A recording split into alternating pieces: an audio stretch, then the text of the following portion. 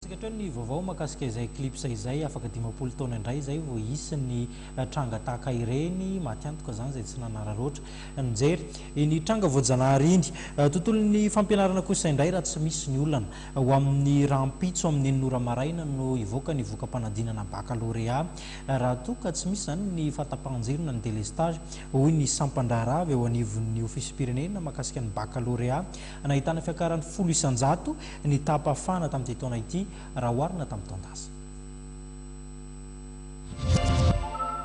7,9 ny tapahafana baccalauréat ho an'Antananarivo izany hoe nahitana fiakarana 100 raha oharina tamin'ny taon-dasa. No tanteranany maraina teo teny amin'ny universitén'Antananarivo moa ny délibération.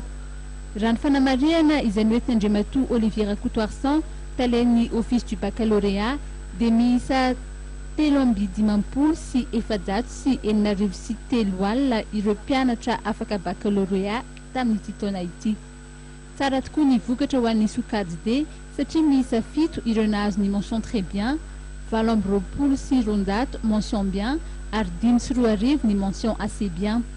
Ho an'ny sokajy A2 mpiadina iray no nahazo ny mention très bien, 5 sy 900 mention bien ary 3,70 sy 703 mention assez bien.